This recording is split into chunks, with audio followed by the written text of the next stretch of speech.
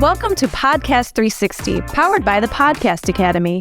In 3 questions, answered in 60 seconds each, you'll experience a 360-degree view of podcasting and the people who are building out the industry. Company founders will take turns sitting in the seat of both guest and host, creating a chain of podcast knowledge and perspective. These conversations are going to get down to business quickly. Each host will ask their guest 3 questions, and they will have 60 seconds to answer each one. You'll hear the timer counting down their final 15 seconds.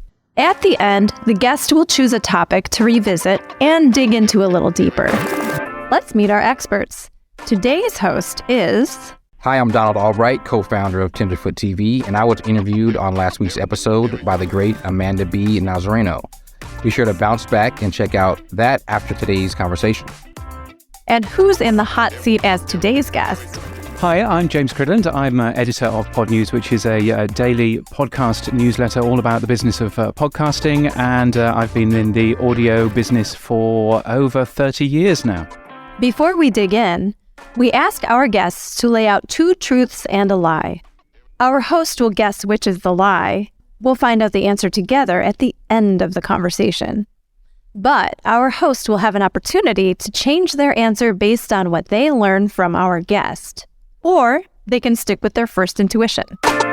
Here we go. James, welcome. Always, great to speak with you. As Amanda mentioned, this is the part of the show where you lay down your 2 truths and 1 lie.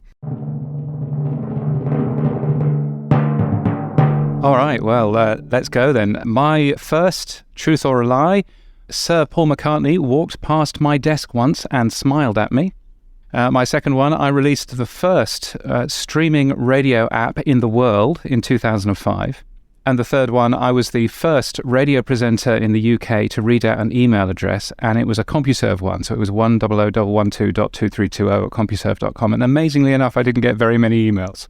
Oh, man, you are a skilled professional at this game. Oh, man. I'm going to just have to go with the one that's the coolest one. Well, they're all pretty cool, to be honest with you. I'm going to have to say, and this, I think I'm going to be wrong, but Paul McCartney walked by your desk and smiled at you. Don't tell me yet. I may change my answer before the end, but I'm going with that one for now. You're going with that one as the lie? I'm going with that one as the lie. And we'll see. Right. You may reveal something in this interview that changes my mind, but, well, we'll see. All right, so we'll see at the end of the show how successful I am at detecting the truths and the lies, but let's get into it. I'm going to ask you, James, 3 questions, and you will have 60 seconds to answer each. And then after that, you're going to get a chance to pick one of those subjects, and we'll dive a little bit deeper in on that question. So, all right. Ready to go? Yeah, I'm ready. All right, let's do it. Here we go. All right, so my first question, from a bird's eye view, is there anything unusual a podcaster can do to get noticed? Is there anything unusual a podcast can do to get noticed? I think, yeah, there is. I think basically don't be like everybody else is a good start. You'd be surprised. For example, there are 1,200 podcasts out there called Real Talk. Don't call your podcast Real Talk. That would be a mistake. It would be impossible to find you. And so really working out what's different and what's newsworthy about your particular show is really important, particularly for me as I'm writing about it all the time. It's really helpful to have something which is different, something which is newsworthy about your particular show, and thinking about that rather than just it's a new episode or it's a new season. Having something which is unusual, which is the big point of that show, is a really important thing to do. Nice. This is an announcement here. Real Talk with Donald and James will be out next week. Looking forward to the discovery on that project. Excellent. No, that was great. That was great advice. All right. So question number 2. What is something you'd like to see more of in the podcast world? Well, I think it's something that we used to have quite a lot of, and then it seems to have gone away a little bit, and that's more collaboration, more working together and understanding what works and what doesn't. because at the end of it, podcasting is still a comparatively small industry if you compare that with other media. So being able to share what works, being able to, more importantly, actually share what doesn't. Nobody likes talking about their failures, but it's always quite nice to end up doing that. So I think that that's, an important side of where we are. And part of that is working together on making podcasting better. So making it more inclusive, making it, adding transcripts and things like that so that more people can actually enjoy and discover shows, working together on new podcast apps and new podcast ideas. All of that is a really useful thing, I think, for working together in the podcast world. Great. No, great advice. All right, so my third and final question. You're doing great so far, all under 60 seconds. Far better than I did last week, might I add. You deal with a lot of podcasters and you deal with a lot of networks. What are your pet peeves or pet pleasures in dealing with them? All right. And I should say, by the way, it's great talking to Time because it reminds me of my previous history working on the radio. It's really easy. It's really easy talking to 60 seconds. So yeah, pet peeves and pet pleasures and things like that. I one of the things that I'm really surprised at is how few podcasters have photographs to go alongside any of the announcements that they're making, any of the, talking about particular podcast apps and that sort of thing, a particular podcast series, I should say. It's really obvious to me that if you are a website, if you are a newsletter, you probably need pictures. And so that's one of the peeves that I would have. The other peeve is a little bit more esoteric, but it's when you're marketing a podcast and when you're actually saying what a podcast is, then being able to actually market it on places that aren't podcasts, but say it's a podcast. I've seen so many billboards and things like that for podcasts that don't actually explain that it's a podcast and how to listen. And I think that's a really important thing for us to remember as well. Yeah, no, that's definitely great advice. Sometimes we get a little bit caught up in thinking that everyone knows exactly what it is that we're doing and where to find it, and you can never direct someone too much to where your content is. So, great point. Podcast 360 will be right back after a quick break and a word from our sponsors. And now, back to Podcast 360. Great. So, James, thank you for sharing all that great information with our audience. And now we have an opportunity to choose one of those topics that we covered, and we'll revisit it, and you can expand on your thoughts. Any one of those questions in particular stand out to you that you want to expand on anymore? Well, they were all excellent questions, obviously. I think, seeing more things in the podcasting world, more things that I would like to end up seeing. It's interesting having a look at the new podcast namespace, some of the new ideas that podcasters are coming out with, and seeing, what it will take for some of those to become a little bit more mainstream, for people like Apple and Spotify to take notice of those. Transcripts being a really obvious one of, is there a way that we can make it easier for people to find shows, make it easier for people to consume those shows? Maybe they are, maybe they need the captions, as quite a lot of us need the captions when we're watching shows on Netflix and everything else.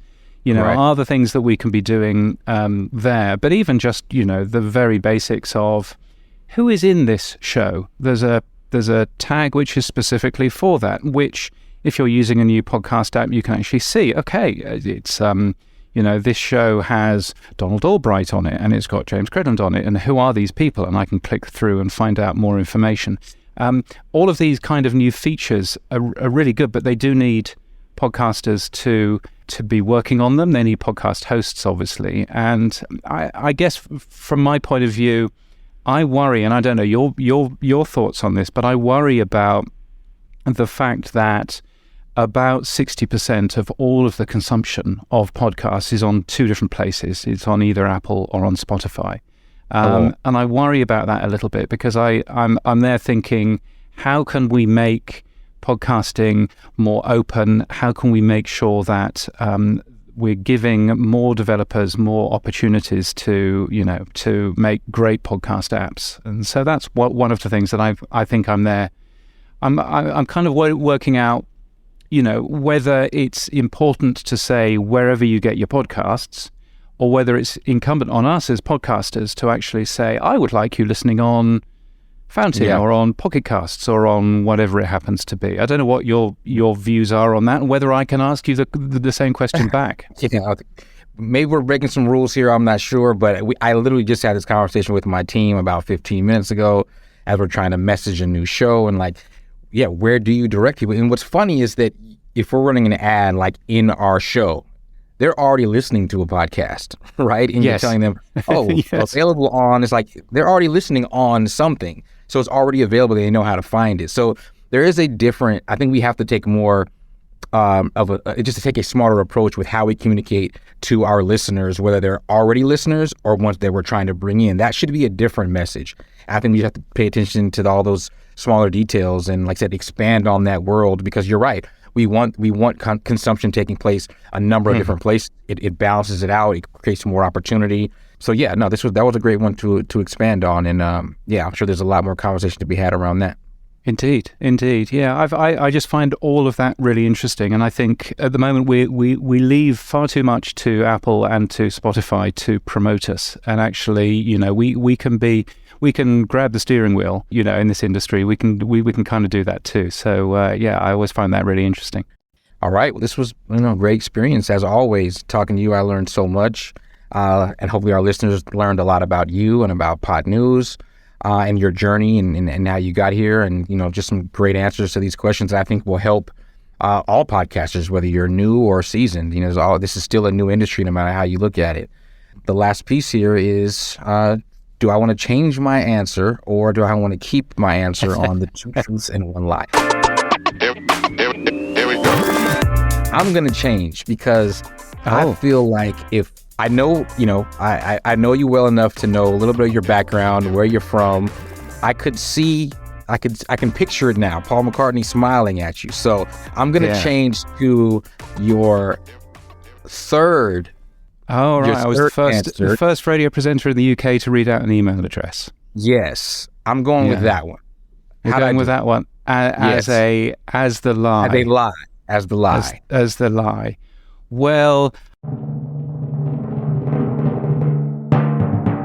I think I was the first local radio presenter anyway to read out an email, so I think I'm still going to claim that one. I did release the first streaming radio app in 2005. It ran on three Symbian phones. So, and it cost $20 in data charges to listen to an hour. So not very many people did. So I'm afraid it was the first one. You should have stuck with Sir Paul McCartney. Firstly, he wasn't a sir when he walked past my desk, but secondly, and maybe more importantly, he didn't look at me and he didn't smile, and I was gutted. I'm going to claim that I got that halfway right, because he was in the area of you and walked by. I'm claiming 50% win on that one. Challenge flag. Yeah, indeed. So I think you got you got halfway there. Yeah. Yeah, I'm halfway there. There you have it, folks. Thank you to James for taking time to share with us today and catching us up on everything you've been up to and giving us some advice in the industry. Next week, you will be sitting in the host chair. I will. So my job has been done now as interviewee and interviewer. So you're up next. Looking forward to that. You have a chance to turn that mic around and interview someone else. And I hope you're as good, at least as 50% good as I was at identifying that truth versus that lie. Well, we will see, won't we? Yeah. So is there any social media websites that you want to pass out to our listeners, or how they can reach you? Yeah, the obvious thing is go to podnews.net and subscribe. It's free, and you can get the Podnews newsletter every single day. The only social media that I'm going to give out is Mastodon, because, Twitter, what on earth has happened to that now? So you can find Podnews on Mastodon if you so wish. Just search for updates at podnews.net. All right. Thank you, James. Thanks to the Podcast 360 team for having me. Thank you to our guests. Thank you to our listeners, because you are the reason why we do this. Hopefully this was beneficial and educational for you as it was for me. Until next time.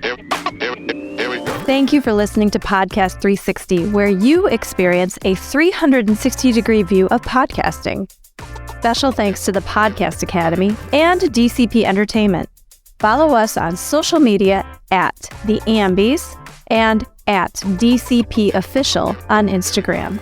And subscribe wherever you get your podcasts so you never miss an episode.